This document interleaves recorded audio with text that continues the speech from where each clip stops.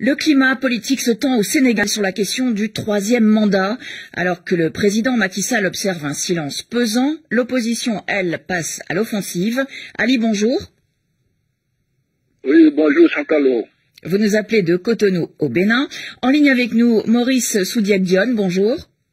Oui, bonjour. Vous êtes professeur agrégé de sciences politiques à l'université Gaston Berger de Saint-Louis au Sénégal. Ali, on vous écoute. Vous avez la parole. Ok. Oui, ma première question. Au Sénégal, les leaders de la coalition au pouvoir se sont réunis pour discuter de l'élection présidentielle de 2024. Macky Sall n'a toujours pas annoncé qu'il sera candidat. Quels sont les principaux freins à une nouvelle candidature de l'actuel président? Maurice Soudiak-Dione. En réalité, la Constitution est très claire là-dessus, en son article 27 qui dispose que le mandat du président de la République est de 5 ans. Nul ne peut exercer plus de 2 mandats consécutifs.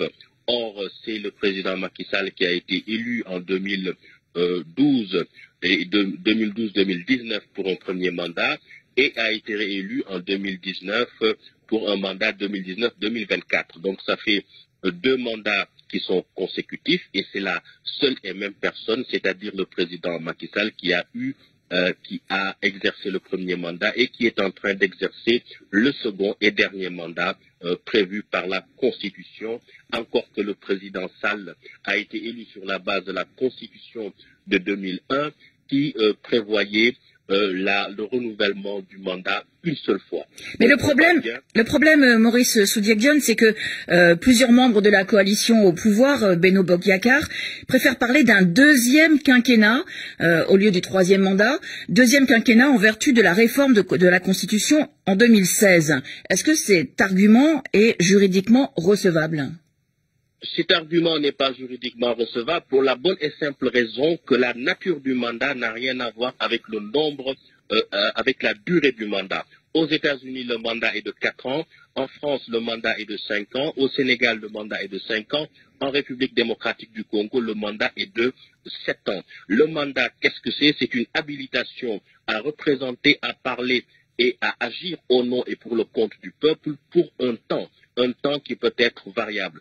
Le premier mandat, c'était un mandat de 7 ans, le second, un mandat de 5 ans, ce qui fait 2 mandats, et au regard de la Constitution, nul ne peut exercer plus de 2 mandats consécutifs. Et si on pousse la réflexion plus loin, c'est que si on considère que le mandat de 7 ans n'est pas un mandat, c'est extrêmement grave, parce qu'en ce moment, c'est un cataclysme juridique qui se produit. Cela veut dire que le président de la République a eu à exercer un pouvoir de fait, c'est-à-dire sans titre juridique valide et valable, et dès lors, toutes les lois qui ont été promulguées par lui sont nulles et non avenues.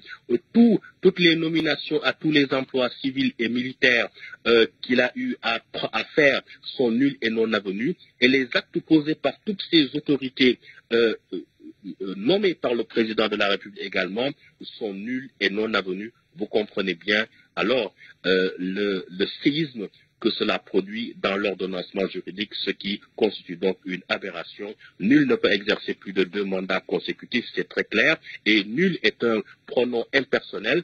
Si on remplace nul par Macky Sall qui se trouve dans la situation juridique concernée, cela donne Macky Sall ne peut pas exercer plus de 2 mandats consécutifs. On ne peut pas être plus clair. Et on n'interprète pas ce qui est clair, précis, comme de l'eau de roche. Ali, vous avez une autre question pour Maurice Soudiak-Dione. Oui. Ma deuxième question. Ousmane Sonko a annoncé de mettre en place cette semaine un plan d'action pour s'opposer à d'éventuelles candidatures du troisième mandat présidentiel de Macky Sall. Concrètement, quelle est la stratégie de l'opposition? Ousmane Sonko et la coalition Yewwi Askanui qu'il mène avec Khalifa Sall.